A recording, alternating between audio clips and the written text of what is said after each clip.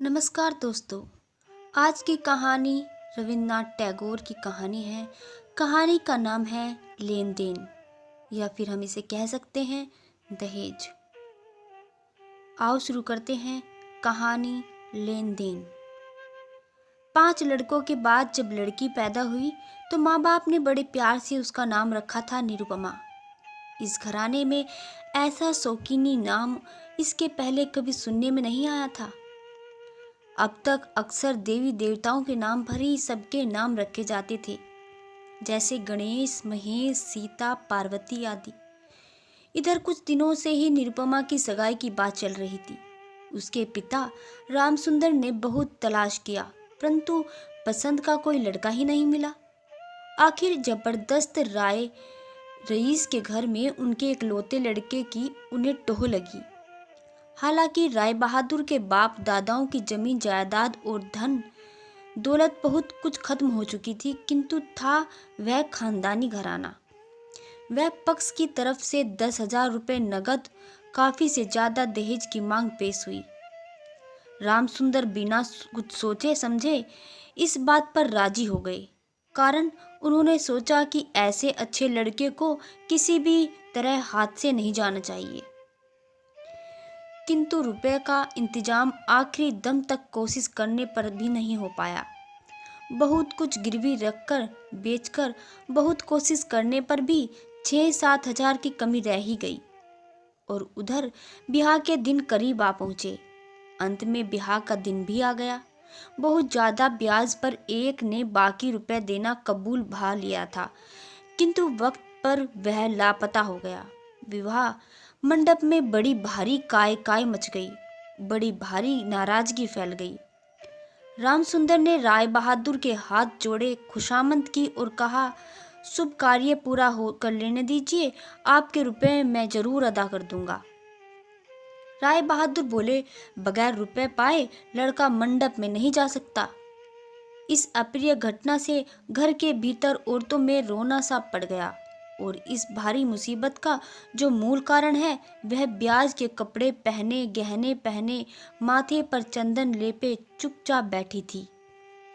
भावी ससुर खानदान पर उसकी भक्ति और प्रेम खूब बढ़ रहा हो, ऐसा भी नहीं कहा जा सकता। इतने में एक नई बात पैदा हो गई। लड़का अकस्मात ही अपने बाप के खिलाफ हो गया। वह अपने बाप से कह बैठा, खरीद बिक्री और भाव ताव की बात मैं नहीं समझता। मैं ब्याह करने को आया हूँ और ब्याह करके ही लौटूंगा। बाप बेचारे जो भी उनके सामने पड़ा उसी से कहने लगे, देखा साहब, आजकल के लड़कों का ढंग। दो एक जो समझदार और होशियार पुरुष थे, उन्होंने कहा, धर्मशास्त्र और न्याय की नीति की शिक्षा अब तो बिल्कुल रही नहीं। इसी का तो यह नतीजा है। आधुनिक शिक्षा का जहरीला फल अपनी ही संतान में फला हुआ देखकर राय बहादुर कोशिश से हारे हुए बैठे रहे। ब्याह तो किसी कदर हो ही गया, किंतु बिना आनंद और उदास मन के। ससुराल विदा करते समय पिता ने अपनी प्यारी बेटी को छाती से लगा लिया। उनकी आंखों से आंसू की धारा बहने लगी। लड़की ने चिंतातुर होकर पूछा, वाह वाले, क्या अब मुझे यहाँ कभी? पिता ने रुद्र हुए कंठ से कहा, क्यों नहीं आने देंगे बेटी? मैं खुद आने नहीं देंगे बाबूजी। पिता ने रुद्र हुए कंठ से कहा, क्यों नहीं आने देंगे बेटी? मैं खुद जाकर तुझे ले आऊंगा। रामसुंदर अक्सर लड़की को देखने जाते, पर समधी के घर उनका कोई आदर नहीं हुआ। नौकर चाकर तक उन्हें नीची निगाहों से देखते थे। अंतपुर के बाहर एक अलहदा कमरे में 5 मिनट के लिए किसी दिन लड़की से मिल पाते और किसी दिन यूं ही बिना मिले ही वापस चले आते। समधियाने में ऐसा अपमान तो अब सहा नहीं जाता। रामसुंदर ने तय किया कि जैसा भी हो रुपया अब अदा करके ही छोड़ेंगे। किंतु अभी जितना कर्ज का बोझ सिर पर लदा है, उसी से छुटकारा पाना मुश्किल हो रहा है। आगे की तो बात ही क्या, घर गृहस्थी का खर्च भी किसी तरह खींचातानी से चल रहा है, और कर्ज देने वाले महाजनों की निगाहों से बचने के लिए तो उन्हें रोज तरह तरह की हिले हवाली सोचने पड़ते हैं। इधर ससुराल में निरुपमा को रात दिन उठते बैठते जली कटी सुननी पड़ती है। मायके की निंदा सुनते सुनते जब बर्दाश्त से बाहर हो जाती है, तब वह अपने कमरे का दरवाजा बंद करके अकेली बैठी आंसू बहाती रहती है, और यह उसका रोज का काम है। खासकर सास की घुटकी झिड़की तो कभी रुकती ही नहीं। यदि कोई कहता है कि आह कैसी शक्ल है, जरा बहू का मुंह तो देखो, तो सास चमक कर बोलती है, होगी नहीं, जैसे घर की लड़की है, शक्ल भी तो वैसी ही होगी। और तो क्या, बहू के खाने पहनने तक का कोई खबर नहीं लेता। अगर कोई दयावान पड़ोसन किसी गलती का जिक्र करती तो सास कहती, बस बस बहुत है, इतना ही। अर्थात अगर बाप पूरे रुपए देता तो लड़की की पूरी खातिर होती। सभी ऐसे भाव से देखते हैं जैसे बहू का यहाँ कुछ हक नहीं है, जैसे यह वह धोखे से घुस आई। शायद लड़की के इस अनादर और अपमान की बात उसके पिता के कानों तक पहुंच गई, और उसका फल यह हुआ कि रामसुंदर रहने का मकान तक बेचने की कोशिश करने लगा। किंतु अपने लड़के से उन्होंने यह बात बिल्कुल छिपा रखी थी कि वह उन्हें बिना घर द्वार के रहने पर तुले हुए हैं। उन्होंने तय किया कि मकान बेचकर उसी को किराए पर लेकर रहेंगे, और ऐसी तरकीब से लगे कि उनके मरने के पहले ही लड़की को इस बात का पता भी न पड़े। लड़कों को किसी तरह यह बात मालूम हो गई। सब के सब लड़के बाप के पास आकर रोने लगे। खासकर बड़े तीनों लड़के विवाहित हैं, और उनमें से किसी एक के भी बच्चे भी हैं। उनके विरोध में बड़ा गंभीर रूप धारण किया। आखिर मकान बेचना स्थगित रहा। तब रामसुंदर जगह जगह से मोटे ब्याज पर थोड़े थोड़े रुपए कर्ज लेने लगे। अंत में ऐसा हुआ कि घर का खर्च चलना भी मुश्किल हो गया। निरुपमा पिता का मुंह देखकर सब समझ गई। उसे बूढ़े पिता के सफेद बालों पर, सूखे चेहरे पर और सदा सिकुड़े हुए भाव पर गरीबी और परेशानी की छाया साफ साफ दिखने लगी। लड़की के सामने जब पिता अपराधी हो तो उस अपराध के लिए उसका पछतावा क्या छिपा जा सकता है। रामसुंदर समध्याने में जब इज्जत प्राप्त करने के बाद किसी दिन क्षण भर के लिए किसी तरह लड़की से मिलते, तब उनकी छाती किस कदर फटती सो तो उसकी हंसी से ही मालूम हो जाता है। महज अपने पिता के दुखी दिल को तसल्ली देने के लिए ही कुछ दिन से निरुपमा मायके जाने को अधीर हो उठी, और पिता के सूखे चेहरे को देखकर वह उनसे दूर नहीं रह सकती थी। एक दिन पिता ने उनसे कहा, बाबूजी मुझे घर ले चलो। पिता ने कहा, अच्छी बात है, किंतु उनका कोई बस नहीं था। अपनी लड़की पर पिता का जितना स्वाभाविक अधिकार होता है, मानो दहेज के रुपए के बदले उसे गिरवी रख देना पड़ा हो। और तो और लड़की से मिलने के लिए भी बहुत ही संकोच के साथ भीख सी मांगनी पड़ती है। किसी किसी दिन तो मनाही हो जाने पर फिर दूसरी बार कहने का मुंह नहीं रह जाता। किंतु लड़की जब स्वयं मायके आना चाहती है, तब भला बाप उसे बिना ले जाए कैसे रह सकता है। समधी की सेवा में इस बात की दरख्वास्त पेश करने के पहले रामसुंदर ने उसके आगे कितनी दीनता, कितने अपमान और कितने नुकसान उठाकर 3,000 रुपये इकट्ठे किए थे। उस इतिहास का छिपा रहना अच्छा है। रामसुंदर 3,000 के नोट रुमाल में लपेटकर उसे अच्छी तरह चादर में बांधकर समधी के पास जाकर बैठी। पहले तो मुंह पर हंसी लाकर मोहल्ले की बात छेड़ी, फिर हरे कृष्ण के घर की जो बड़ी भारी चोरी हुई थी उसका शुरू से आखिर तक किस्सा सुनाया। नवीन माधव और राधा माधव दोनों भाइयों की तुलना करके उसकी विद्या, बुद्धि और स्वभाव के बारे में राधा माधव की प्रशंसा और नवीन माधव की निंदा की। शहर में एक नई बीमारी फैली है, उसके बारे में बहुत सी अजीब अजीब बातें कही, और फिर अंत में चादर के किनारे से रखे बातों ही बातों में बोले, हे बाबू साहब, आपके रुपए तो अभी बाकी ही हैं।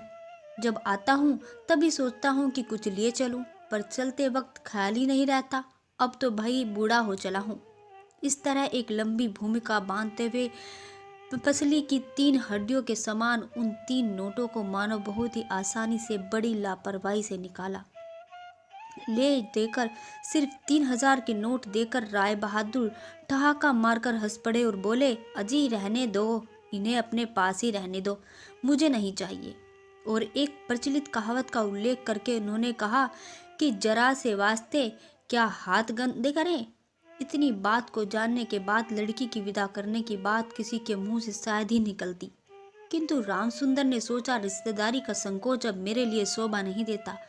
हृदय में गहरी चोट पहुंचने के कारण कुछ देर तो वे चुपचाप रहे। फिर अंत में उन्होंने नरमाई से इस बात का जिक्र किया। राय बहादुर ने किसी कारण का उल्लेख किए बिना ही कहा, विदा तो अभी नहीं हो सकती। इतना कहकर वे किसी काम से बाहर चले गए। रामसुंदर कांपते हुए हाथों से उन नोटों को चादर के छोर में बांधकर लड़की को मुंह न दिखाकर सीधे घर लौटे और मन ही मन कसम खाई कि जब तक पूरे रुपए चुकाकर लड़की पर अपना हक न पालूं, तब तक समधी के घर पर न जाऊंगा। बहुत दिन बीत गए। निरुपमा बाप को बुलाने के लिए आदमी पर आदमी भेजती रही, किंतु घर पर कभी भी मिलते नहीं। बहुत दिनों से वह अपने बाबूजी को न देख पाने से भीतर ही भीतर वह खुलने लगी। आखिरकार उसने आदमी भेजना भी बंद कर दिया और तब बाप के मन में बड़ी चोट लगी, किंतु फिर भी वे लड़की के घर नहीं गए। कुआर का महीना था। रामसुंदर ने कहा, अब की बार पूजा में लड़की को जरूर बुलाऊंगा, नहीं तो मैं बड़ी बड़ी प्रतिज्ञा कर बैठे। दुर्गा पूजा की पंचमी के दिन रामसुंदर फिर चद्दर के छोर में कुछ नोट बांधकर चलने की तैयारी करने लगे। इतने में 5 साल का पोता आकर कहने लगा, बाबा मेरे लिए गाड़ी लेने खरीदने जा रहे हो? बहुत दिनों से उसे रबर के पहियों की ठेला गाड़ी पर चढ़ाकर हवा खाने का शौक हुआ, किंतु किसी भी तरह का वह पूरा नहीं हो सका। 6 वर्ष की एक पोती ने आकर रोते रोते कहा, पूजा के नौते में जाने के लिए मेरे पास एक भी अच्छी धोती नहीं है बाबा। रामसुंदर यह सब जानते थे और इस बारे में उठते बैठते बहुत कुछ सोचते रहते थे और साथ ही यह भी सोचते थे कि राय बहादुर के घर में कहीं पूजा का नौता आ गया तो क्या वह अपनी बहुओं को वहां इसी तरह मामूली गहने पहनाकर और मेहरबानियां पाए हुए गरीबी की तरह जाना पड़ेगा। यह सब बातें सोचते हुए उन्हें बहुत सी गहरी सांसें लेनी पड़ी, पर उससे उनके माथे पर सुकड़न पड़ने के सिवा और कोई नतीजा नहीं निकला। गरीबी से तबाह अपने घर का रोना कानों में लिए हुए रामसुंदर ने समधी के घर कदम रखा। आज उनमें संकोच का भाव नहीं था। दरबान और नौकरों के मुंह की तरफ देखने से पहले जैसे उन्होंने झिझक होती थी, वह बात अब नहीं रही। अब तो वे ऐसे घुसे घर में जैसे उनका ही घर हो। भीतर जाकर उन्होंने सुना कि राय बहादुर घर में नहीं है। कुछ देर बैठना पड़ेगा। रामसुंदर मन की उमंग को रोक न सके। लड़की से भेंट की मारे आनंद के उनकी आंखों से टप टप आंसू बहने लगे। बाप भी रोया और बेटी भी रोई। किसी के मुंह से बात नहीं निकली। इसी तरह कुछ समय बीत गया। बहुत देर बाद रामसुंदर ने कहा, अब की बार तुझे जरूर ले जाऊंगा बेटी। अब के कोई अड़चन नहीं आएगी। रामसुंदर का बड़ा लड़का हरमोहन अपने दोनों छोटे बच्चों को लेकर सहसा घर में आ घुसा और पिता से बोला, बाबूजी, तो क्या हमें अब रास्ते का भिखारी बनना पड़ेगा? रामसुंदर सहसा गुस्से से भर उठे और बोले, तो तुम लोगों के लिए क्या मैं अपनी नरकगामी बनूं? मुझे तुम लोग अपने सच का पालन नहीं करने दोगे?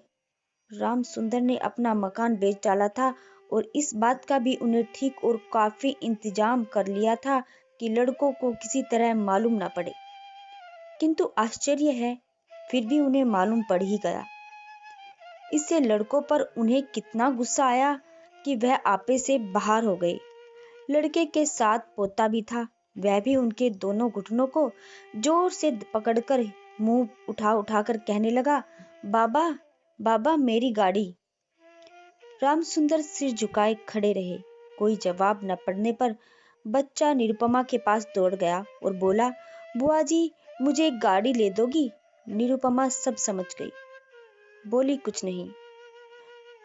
फिर बोली, बाबूजी, अगर तुमने एक पैसा भी मेरे ससुर को दिया तो फिर तुम्हें अपनी बेटी को जिंदा ना पाओगे। मैं तुम्हारी देह छूकर कहती हूँ। छी बेटी, ऐसा नहीं कहते। अगर मैं रुपए न दे सका तो इसमें तेरे बाप की बेइज्जती है और तेरी भी। बेइज्जती तो रुपए देने में है। तुम्हारी बेटी की क्या कोई इज्जत नहीं है? मैं क्या सिर्फ 1 रुपए की थैली हूँ? जब तक रुपए हैं तब तक मेरी कीमत है। नहीं बाबूजी, नहीं। बाबूजी, रुपए देकर तुम मेरा अपमान करोगे और फिर तुम्हारे दामाद भी तो रुपए नहीं चाहते, तो फिर ये तुझे विदा क्यों नहीं करते बेटी? न करे तो न सही, तुम भी विदा कराने मत आना। रामसुंदर कांपते हुए हाथों से नोट बंधे हुए दुपट्टे को कंधे पर डालकर फिर चोर की तरह सबकी निगाहों से बचकर घर लौट आए। किंतु यह बात किसी से छिपी नहीं कि रामसुंदर रुपए लेकर आए थे और लड़की के मना कर देने पर बिना दिए ही चले गए। किसी नटखट दासी ने कान लगाकर ये बातें सुन ली और सास से कह दी। सुनकर सास मारे गुस्से के आपे से बाहर हो गई। निरुपमा के लिए उसके ससुराल कांटों की सैया हो उठी। एक तो पति ब्याह के थोड़े ही दिन बाद डिप्टी मजिस्ट्रेट होकर परदेश चले गए थे, दूसरे इस ख्याल से कि मिलने जुलने से बेटी में कहीं ओछापन न आए, अब उसका मैके वालों से मिलना जुलना भी बंद कर दिया। इसी बीच में निरुपमा एक बार बहुत ज्यादा बीमार पड़ गई, किंतु इसके लिए केवल उसकी सास को अपराधी नहीं ठहराया जा सकता। स्वयं निरुपमा भी अपनी सेहत की तरफ से बड़ी लापरवाह हो गई थी।